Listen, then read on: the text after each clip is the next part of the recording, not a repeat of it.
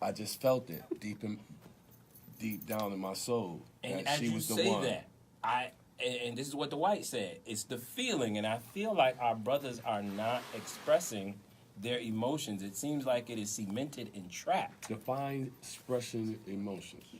Like you told her, "I love you. I want to be with you. Will you marry me?" Like getting to those points are hard. It's hard for a lot because I think we gotta consider the fact that a lot of us haven't been raised by men saying what you're saying right now. Mm-hmm. You know, so I've never heard a man tell me, "You need to, really pursue this woman that way."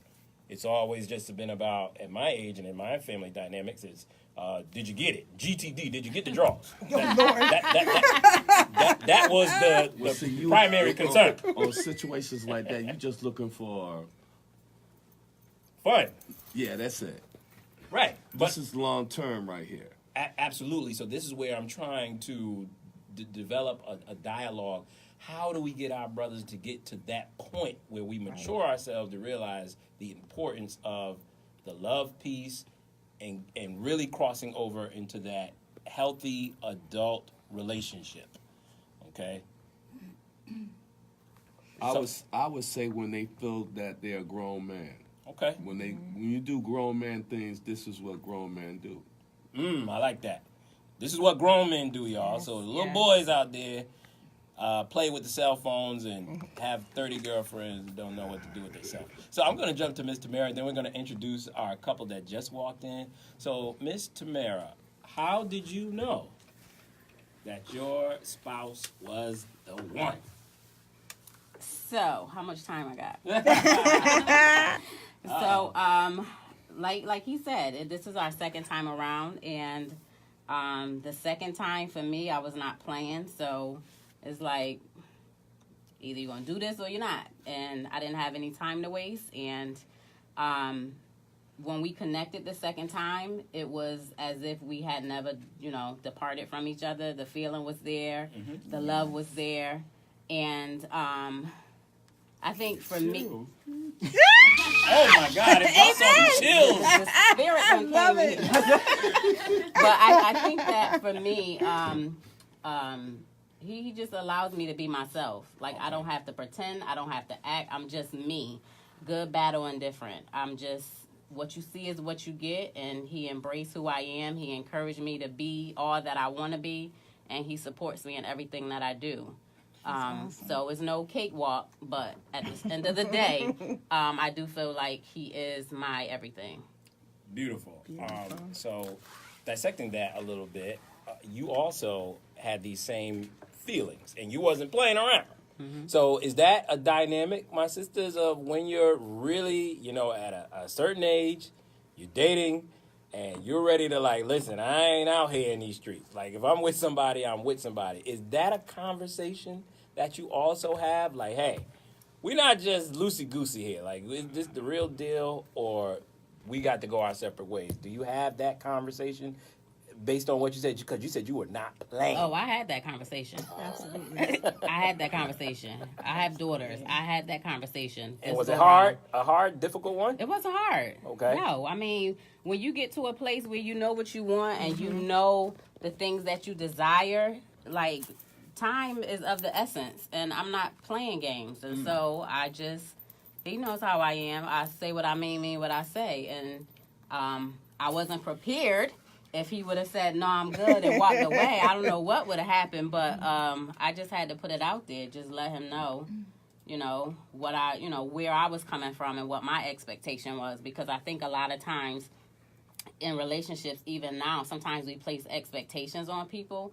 Or individuals, and instead of communicating with them for a level of understanding, we just automatically assume and expect. That is key to me right there, especially with our sisters. And I'm going to circle back to a point of settling, because based on assumptions, so you just continue on with the settling component of the relationship because you assume that this is love, because he done got the cookies now, we together now because of this. Based off that, the foundation is that, and you come over and you eat at my house, you got a key to my house, so we together. Mm-hmm. But in reality, it's a faulty relationship, and it's a broken relationship. So communication is key. But now I want to introduce my new group here tonight. If they can give us their names and where they're from and whatever bio you want to give us tonight, and we're going to ask you the same question. This is Couples Corner, you all.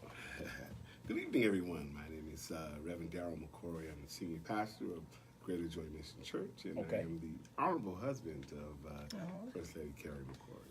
Honorable, all right. All right. So, All right. Hey, everybody. I'm Lady Carrie McCory. I'm his wife. all right. I think so. And I was listening on our way in, and also, too, we apologize for our tardiness. It's all good. Wear many hats. We black folk. No, sir, I'm kidding. That's we wear many hats, and I run several programs, so I had to Beautiful. take care of a few things, before I got here. So, yeah. So I know you wanted us to kind of just give a little bio, but it would be very long. So Okay. I'm just gonna Short as you can. Yeah, I'm just gonna introduce myself and then just answer some questions. all right. So we could jump right into the question that you may have all missed, and we were basically just dissecting.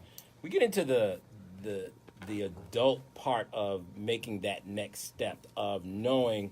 How did you know your spouse was that one? And in your answer, if you kind of can mentor the other brothers out there who might be listening, who might be afraid to express these thoughts, how did you know? Boy, I was walking down the street eating a peanut butter and jelly sandwich. No, I'm like, for real? I would like to say my romantic side, I would like to give that credit to my mom. Oh, nice. Because although I came from a very structured, safe, middle-class family, my father was not very emotional with my mom. Yep. You know what I mean? So that nurturing part, like sitting down with her, listening to her, she used to always say stuff to my father. I'm just going to say this. My father was a pastor. Okay. And my mother used to always say, you pour into other women and build them up, Okay. but you don't build me up. And she used to always say, I feel so empty. I feel so empty. Wow. And I used to hear my mother say that. Right. So she used to say, and what a lot of men do, she said, you cover it up with giving me the minks and this and that. But I want you. I want your time. I want you to show me in public and express how you feel. And my father was one of them type, well, I'm not going to, you should know, but I'm only going to know what you tell me. So from that, I learned the masculine side from my dad, because you got to be a leader. Right. But then again, I learned that intimate side of my mom, of how she felt and things like that. So that was something I always wanted to let my wife know, that as Michael Jackson said, you're another part of me. You're the engine that keeps me going. Right.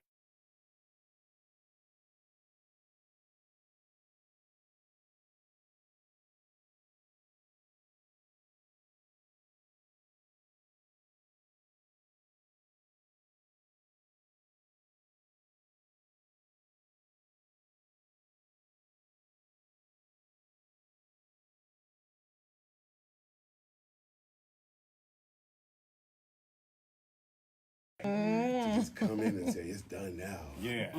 That's So- that's beautiful. And one thing that I heard you really saying is the emotional piece. Right. I feel like a lot of us as brothers, we suppress Right. emotions. Right.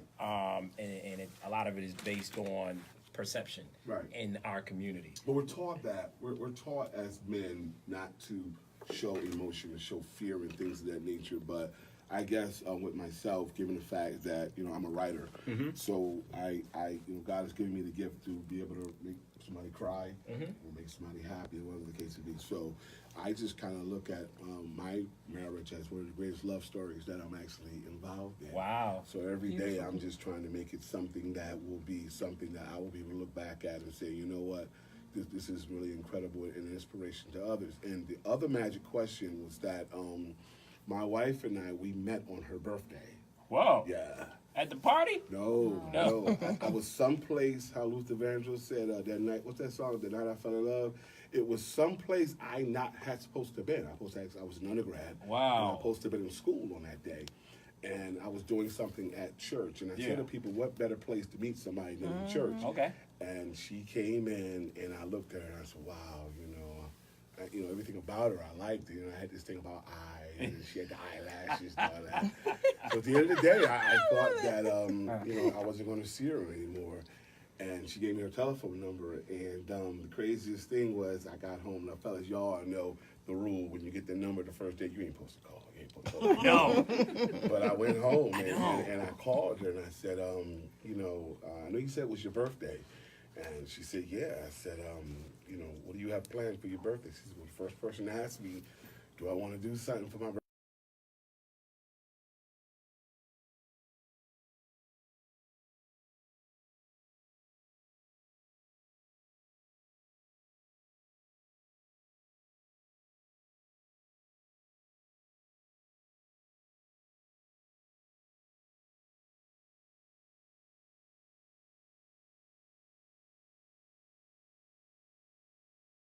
To get to that woman. So you could get to this question, how did you know your spouse was the one?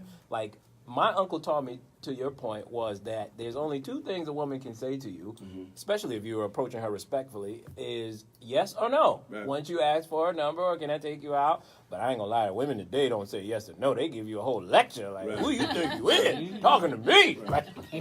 Because guys are coming with so much game, you know what I mean? And we have to really apologize to this generation of women because you can't really fault them to wonder where we're coming from. Yeah. They don't seem the smooth dressed dude. They don't seem the guy with game. And Yep. really the question is, they're asking, who are you? Yep. And guys know how to front until they get you in a situation, and then they keeping it moving. But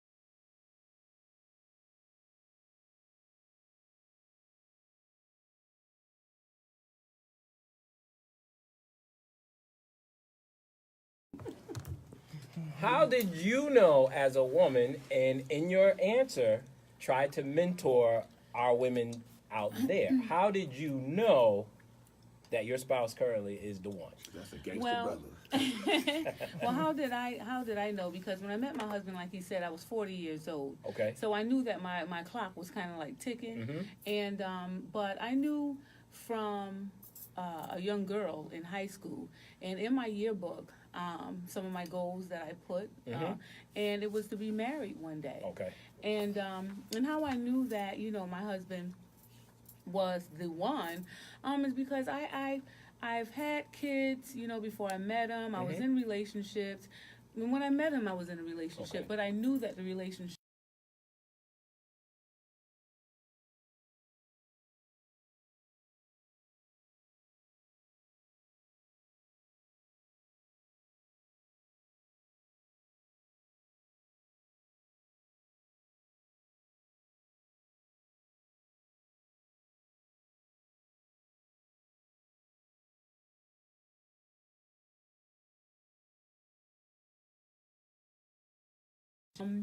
of my life than just playing house with this dude. And I wasted a lot of time with him, a whole year.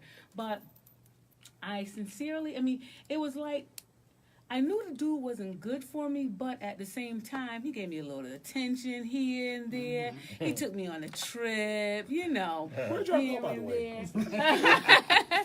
He took me on trips, here and there. But at the same time, I knew that he was playing games still. Yep. And then for somebody to tell you that, oh, I want to be married. I want to marry me a church girl, and I was only but in church. When I met you, I was like, you don't go to church, so what are you talking about? Right, So right. Understood. that was like a slap in the face. So I said, I know that this guy, is not for me, but it was just kind of, hard because when you get used to being with someone and they giving you that attention, and us women, we like attention, just like men, they like their ego strokes. But I had went through all of that, so I was just tired of playing.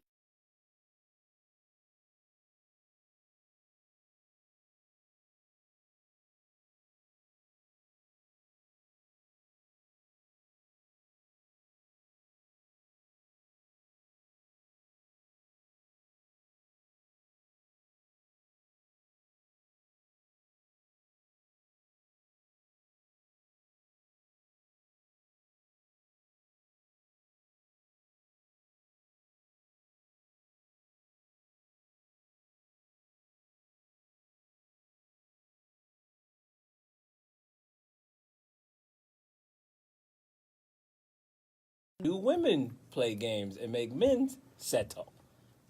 Is there a component? Do you have girlfriends who are dangling this guy around, but they're not really committing to him? Because we always talk about the men not committing to the women, but do you have girlfriends who do that as well? But the first part was the settling piece, and then going into, do women play games too? Well, yeah, as far as the selling piece, I mean, you know, I settled because I knew that this guy didn't want what I wanted. And I know that you can't go far when I have my mind set up being somebody's wife, you know, and not somebody's girlfriend. So I settled. But as far as women dangling men along, I did that when I was a teenager. Okay. So if grown women is walking I appreciate around, that honesty. Yeah, grown women walking around doing that now, they should be ashamed of themselves.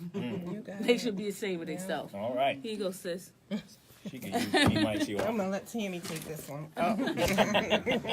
What was the first part? Well, the settling piece, like how dangerous is that for a lot of women? And are there women out there who actually also play games with a man who wants to settle, but she doesn't allow him to settle down with her? So I think, in regard to settling, I think women sometimes settle, and I'm speaking for myself because when you're in it, you don't think you can do any better than what you currently have, and therefore you settle for it. You may have dreams, aspirations, etc., but because it's not visible or like in reach, you tend to conform and get comfortable with the situation as it is. So I've settled before, quite a few times.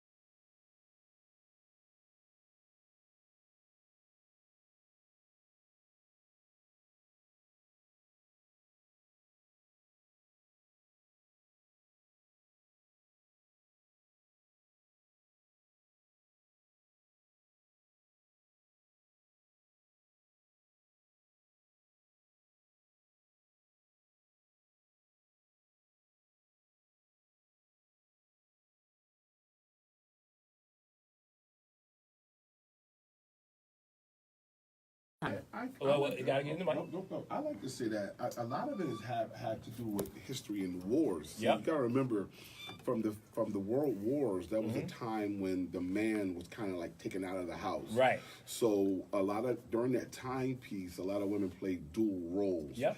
And then, respectively, we went through the women's suffrage. So women Yep. began to, because now we're living in a time where economically, a woman can make as much or more money than a man.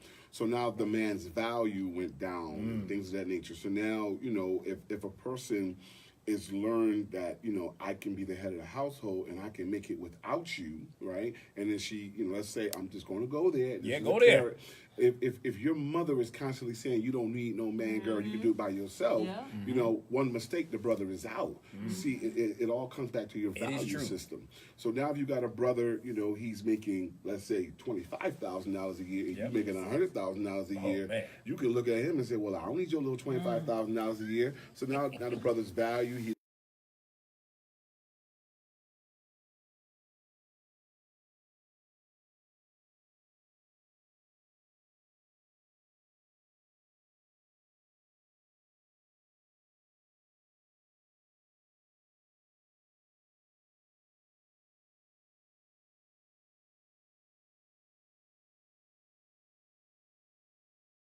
All right. So what we're gonna do now? Thank you for that. Because we're going into different avenues.